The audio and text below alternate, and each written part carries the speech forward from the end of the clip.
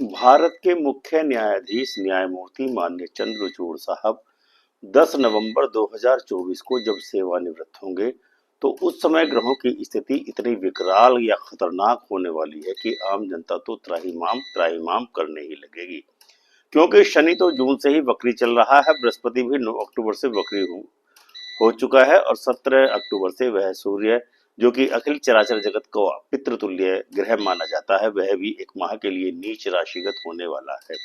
मंगल 22 अक्टूबर को नीच राशिगत होने वाला है और 24 जनवरी तक नीच राशि में ही रहने वाला है। ऐसे में सहज ही यह सवाल उत्पन्न होता है कि सेवानिवृत्ति के समय माननीय चंद्रचूड़ साहब को यश मिलेगा या उन्हें भी पूर्व मुख्य न्यायमूर्ति माननीय गोगोई साहब की तरह ही अपयश का सामना करना पड़ेगा। इन्हीं परिस्थितियों में यह प्रश्न भी उठना स्वाभाविक है कि 12 राशियों पर तो जो प्रभाव होगा इन वक्री ग्रहों का, नीच ग्रहों का, क्योंकि तुला राशि संक्रांति 17 अक्टूबर 2024 को प्रातः 7:44 पर घटने वाली है। कैसा माहौल बनने वाला है माननीय चंद्रचूड़ साहब के कार्यकाल के बारे में, जो देश के सामने एक उदाहरण बन सकता है, क्योंकि यह संक्रांति माह में कुछ न कुछ हालात ऐसे विकराल बनाने वाली है। तो किन राशि वालों का लॉटरी लगेगी और किन राशि वालों को विभीषिका से संकटों की जूझना पड़ेगा। नमस्कार मित्रों, आज के इस वीडियो में हम आपके समक्ष सीजीआई माननीय चंद्रचूड़ साहब के रिटायरमेंट के अवसर पर होने वाले ग्रहों की स्थिति पर सम्यक रूप से विचार करने वाले हैं।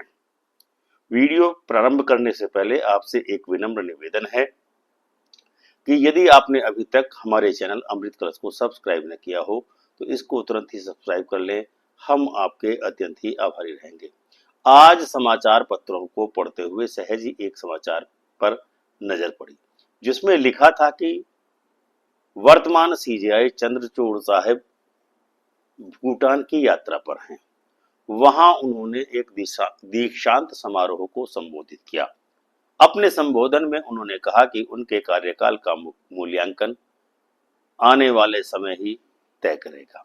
उनका मानना है कि उन्होंने अपने कर्तव्यों का निर्वहन उचित तरीके से किया है या नहीं, यह इतिहास बड़ी क्रूरता के साथ करने वाला है। यहाँ ये जो उनका बयान है वो यह दर्शा रहा है कि वो अपने द्वारा कृत कृत्यों के प्रति स्वयं ही आशावान नहीं है, यानी कि उनके मन में ग्रहों के कारण एक डर समाया हुआ है। उनकी यह चिंता वाजिब भी दिखाई देती है। असल में इस सब के पीछे ग्रहों की चाल ही जिम्मेदार है।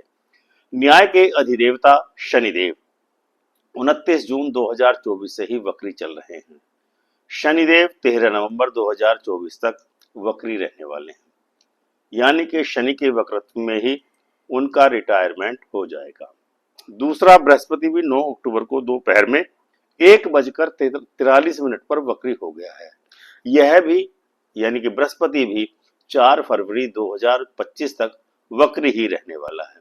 बृहस्पति के वक्रत्व में ही सीजीआई साहब की सेवानिवृत्ति हो जाएगी, यानी कि शनि और बृहस्पति के वक्रत्व में सीजीआई माननीय चंद्रचूड़ साहब की सेवानिवृत्ति होगी।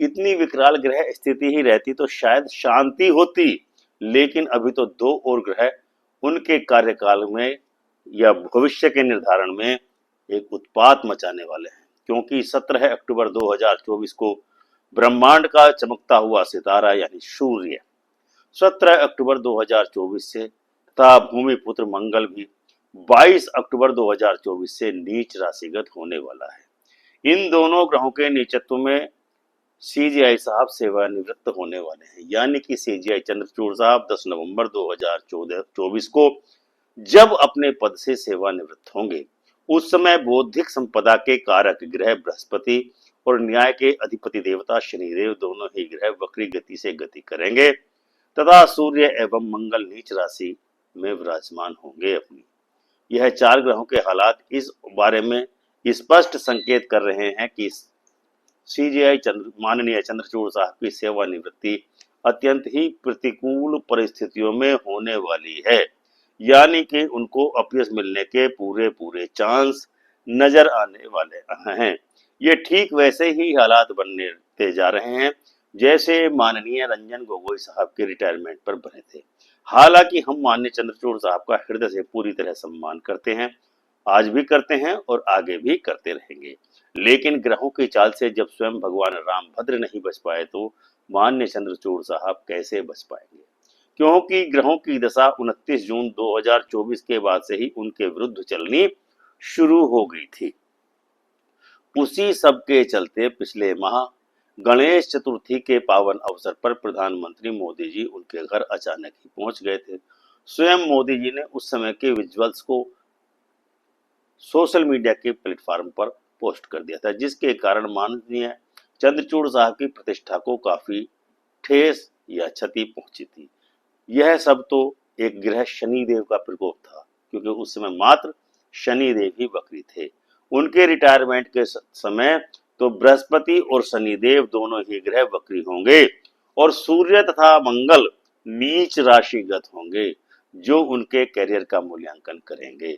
यानी इसमें संदेह की लेश मात्र भी गुंजाइश नहीं है कि माननीय रंजन गोगोई साहब की प्रतिष्ठा को जितनी ठेस पहुंची थी, उससे कहीं अधिक ठेस तो माननीय चंद्रचूड़ साहब के कार्यकाल की प्रतिष्ठा को लगने वाली है।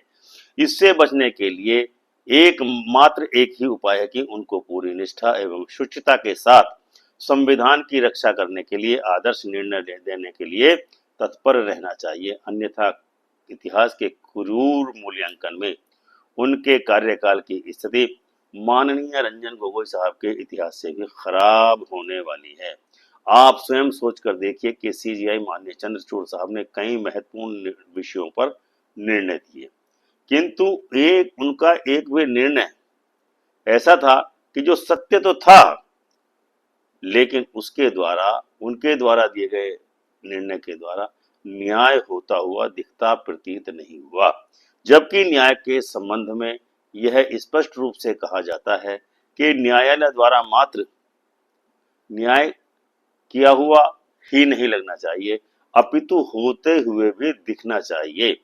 बाकी ईश्वर सब सर्वशक्तिमान है, क्योंकि आने वाला समय उनके साथ इतिहास बहुत घिनौनी स्थिति प्रदर्शित करने वाला है, जो कि ग्रहों की चाल बता रही है। ग्रहों की चाल से वे भी अछूते नहीं रहेंगे। भगवान अछूते नहीं रहे तो फिर माननीय चंद्रचूड़ साहब भी अंततः है तो इंसान ही। जय श्री राम।